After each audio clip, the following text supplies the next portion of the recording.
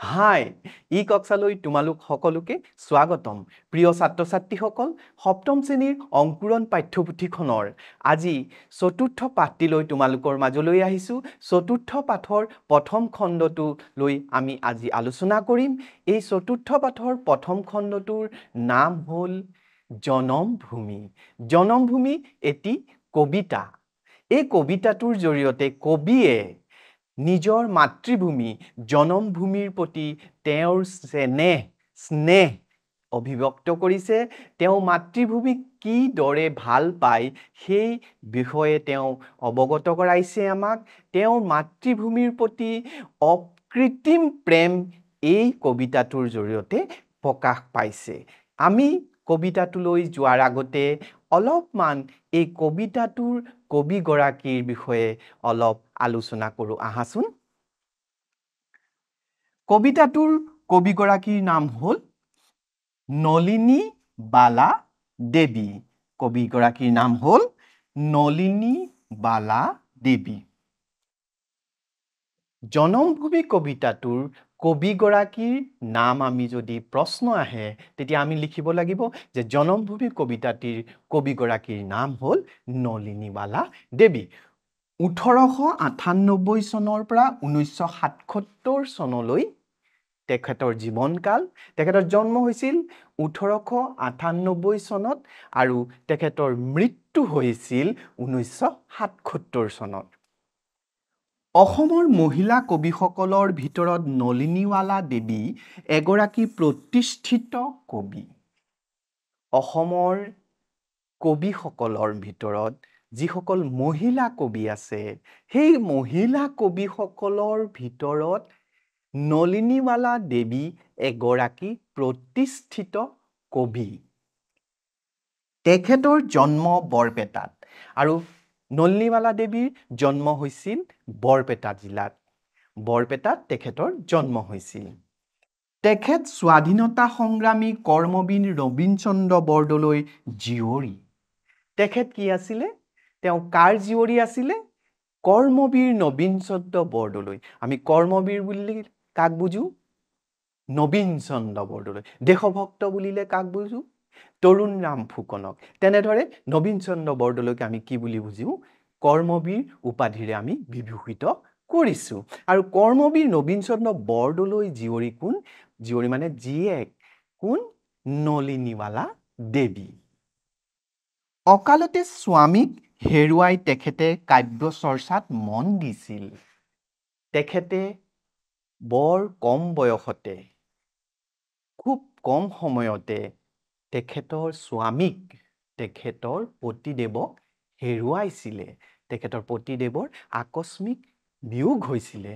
তেতিয়া তেওঁ কি কৰিছিলে মনৰ দুখতেই কাব্য চৰ্চাত মানে কবিতা আদি চৰ্চা কৰিছিলে লিখিছিলে সেইবোৰত মন দিছিলে কোনে নলিনীৱালা দেৱীয়ে তাৰ পিছত সন্ধিয়াৰ সুৰ সপোনৰ সুৰ পৰশমণি আদি হ'ল তেখেতৰ উল্লেখযোগ্য কবিতাৰ পুথি সন্ধিয়াৰ সুৰ সপোনৰ সুৰ পৰশমণি এইবোৰ কবিতা পুথি কেইবাটাও বহু কবিতা তাত আছে এই সন্ধিয়াৰ সুৰ সপোনৰ সুৰ পৰশমণি আদি তেখেতৰ উল্লেখযোগ্য কবিতাৰ পুথি কিতাপ কাৰ নলিনীৱালা দেৱীৰ মীৰাবাই শেষ পূজা পাৰিজাতৰ অভিষেক আদি শিশু নাটিকাৰ লগতে তেখেতে আত্মজীৱনী আৰু দেউতাকৰ জীৱনীও লিখি থৈ গৈছে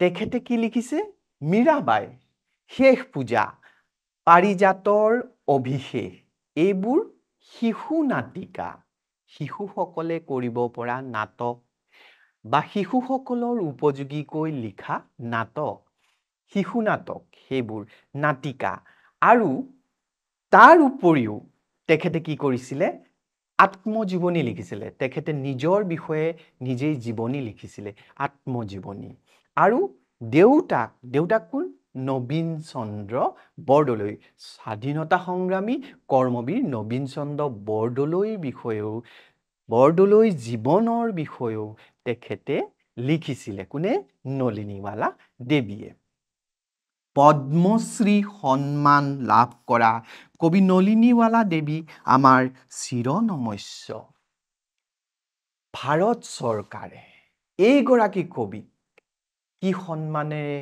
বিভূষিত কৰিছে পদ্মশ্ৰী পদ্মশ্ৰী নলিনীবালা দেৱী তেখেত আমাৰ কি চিৰনমস্য আমি সদায় তেখেতক শ্ৰদ্ধা কৰি যাব লাগিব আমি তেখেতে লিখা কবিতাবোৰ আমি সদায় স্মৰণ কৰি যাব লাগিব তেখেত অসমীয়া সাহিত্যৰ এগৰাকী চিৰনমস্য কবি বুলি আমাক উল্লেখ কৰিছে এতিয়া আমি কবিতাটোলৈ যাওঁ আহাচোন কবিয়ে জনমভূমিৰ প্ৰতি জন্মভূমিৰ প্ৰতি মাতৃভূমিৰ প্ৰতি কেনেধৰণৰ ভাৱ দেখুৱাইছে এই কবিতাটোৰ জৰিয়তে আমি অলপ আলোচনা কৰোঁ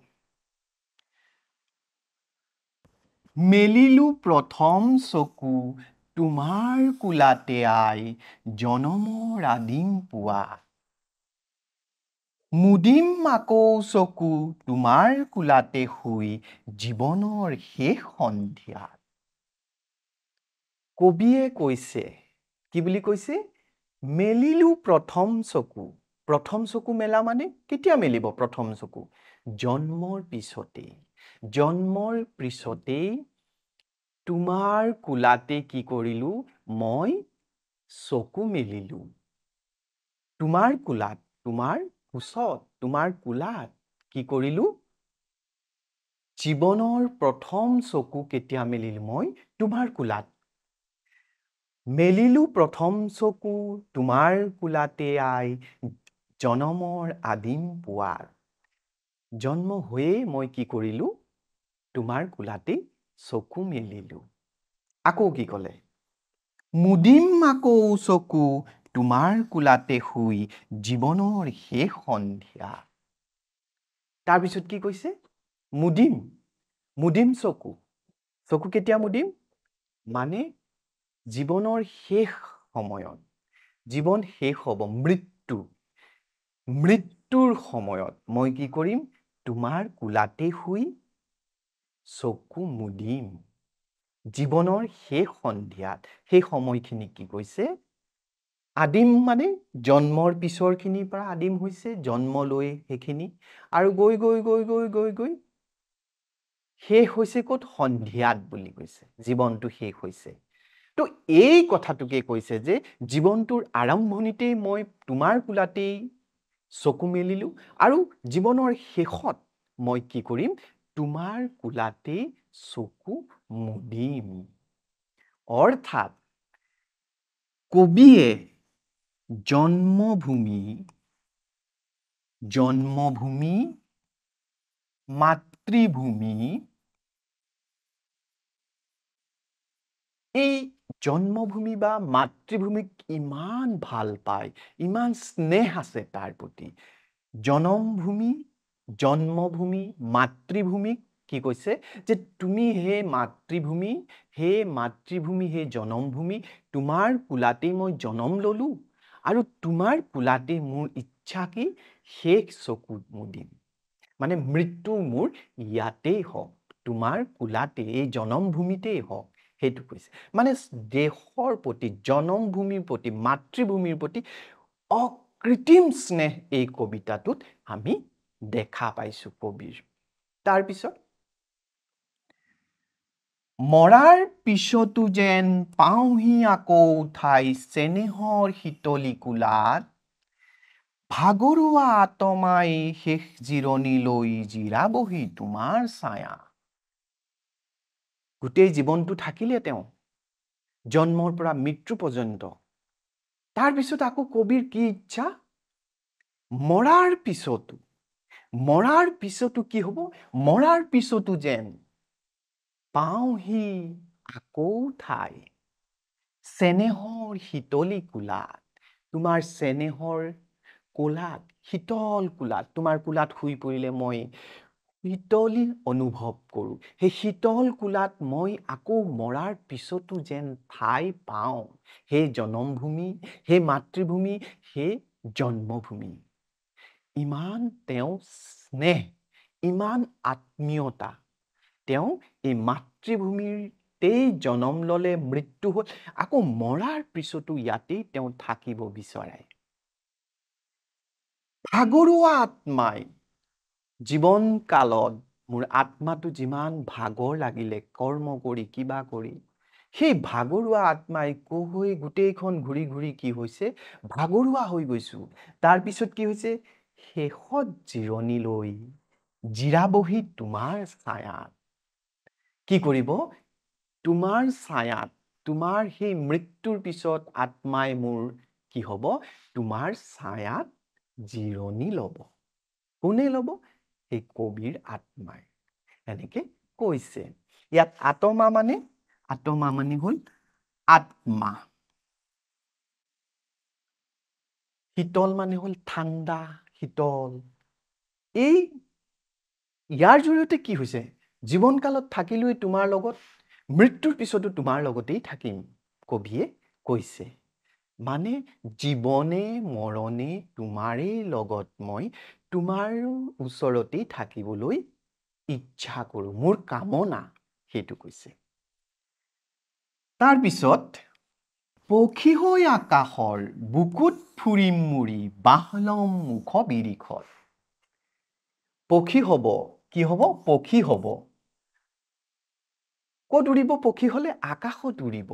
পক্ষী হৈ আকাশৰ বুকুত ফুৰিম মুৰি, বাহ লম মুখ বিৰিখত। পুৱতিৰ লগে লগে জগাম তোমাক নিতে, বনৰীয়া সুৱদী গীতত।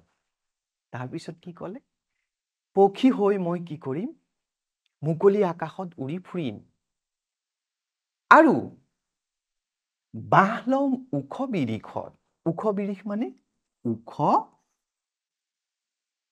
গছত, বৃক্ষত।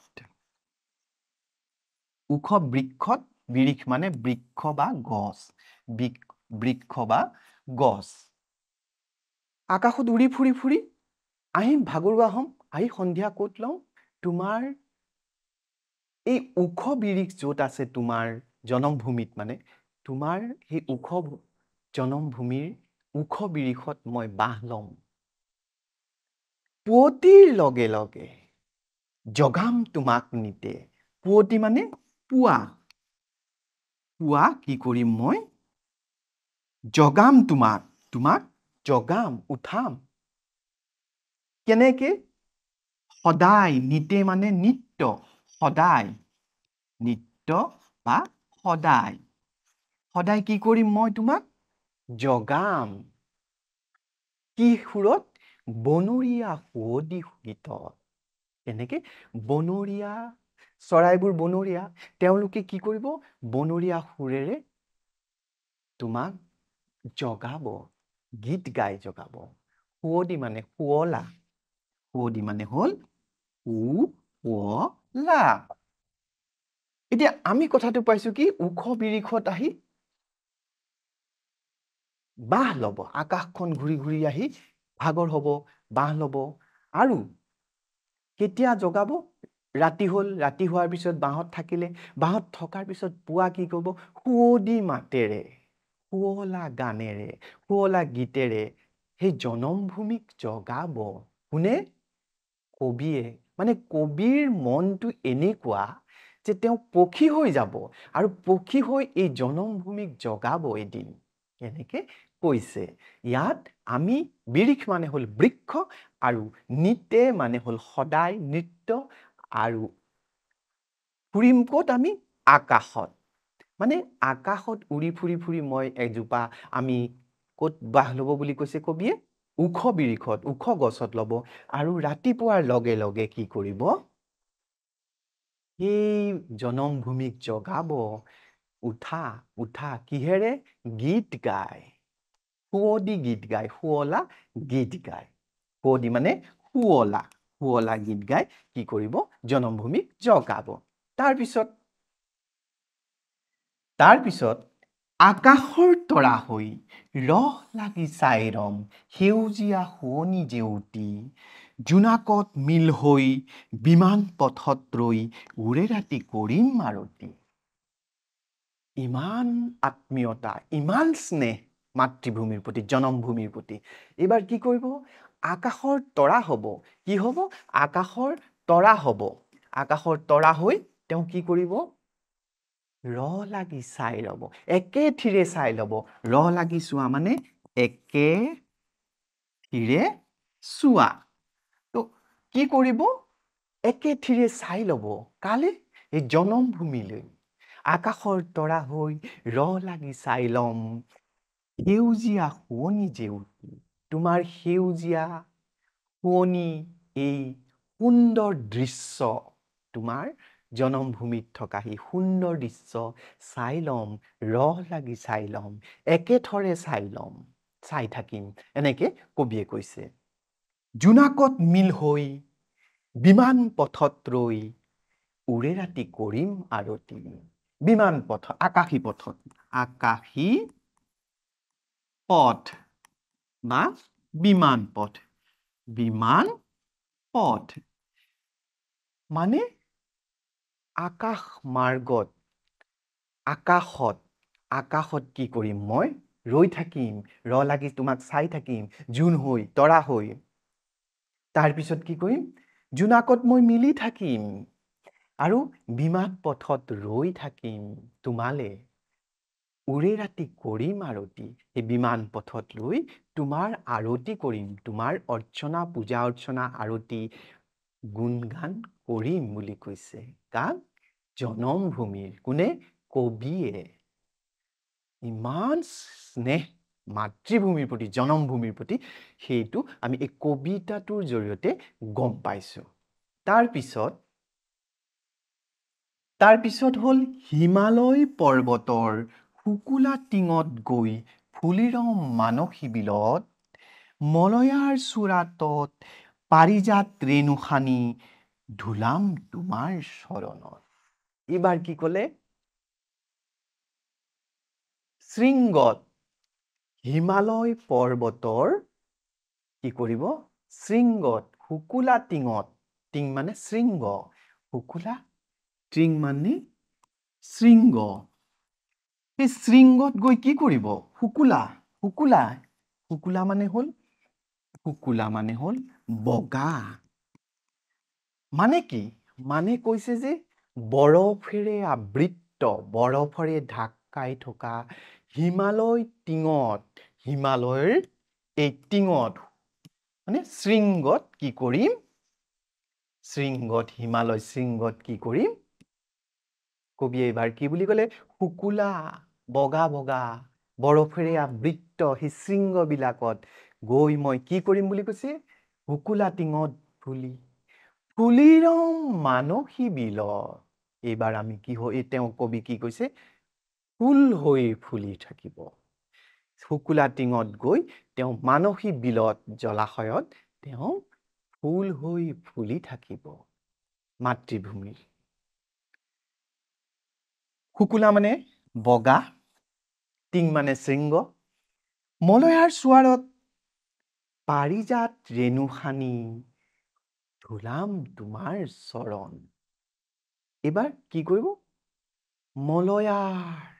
মলয়া বতাহ আহিব। মলয়া বতাহে যেন চোৱাৰ কৰিছে, মানে বিচি দিছে, জনমভূমিক বিচি আছে যেন। তেওঁ শুকুলা, ঠাণ্ডা, শীতল হাৱাই বতাহ দিছে যেন মলয়াই। কাক? জনমভূমিক।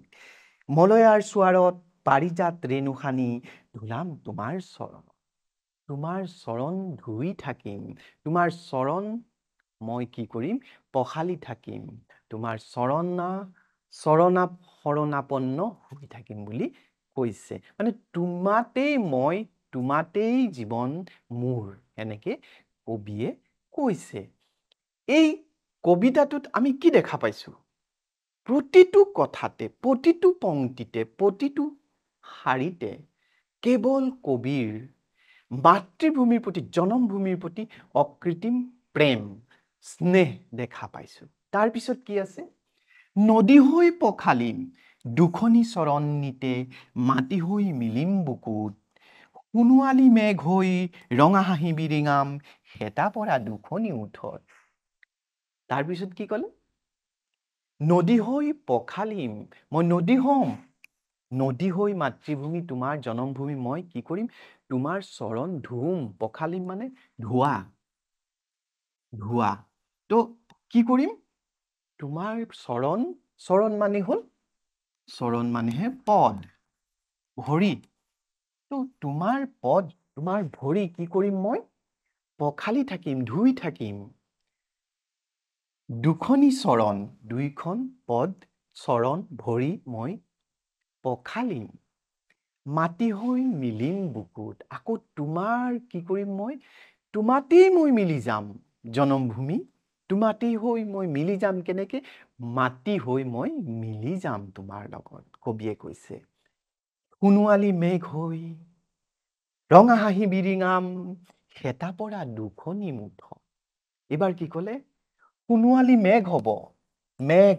সোণোৱালী ৰঙৰ মেঘ হ'ব আৰু কি হ'ব এনেকে সোণোৱালী ধৰণৰ মেঘ হ'ব আৰু মেঘ হৈ কি কৰিব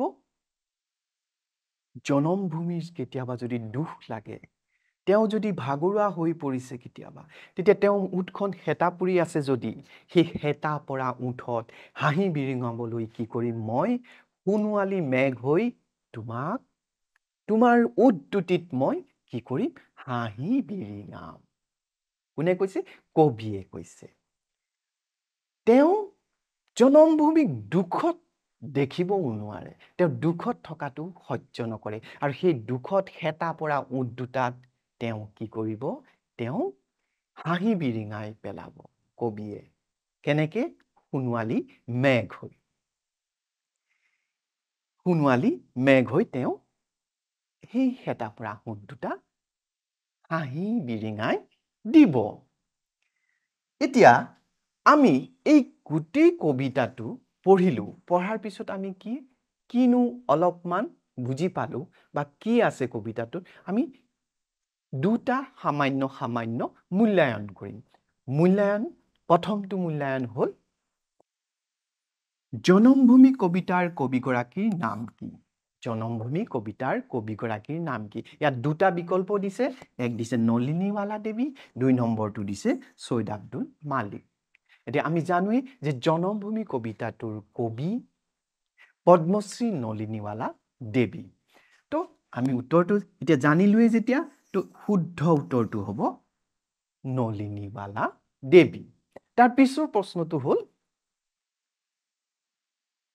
কবিয়ে পক্ষী হৈ ক'ত বাহ ল'ম বুলি কৈছে কবিয়ে কৈছে নহয় পক্ষী হৈ বাহ ল'ম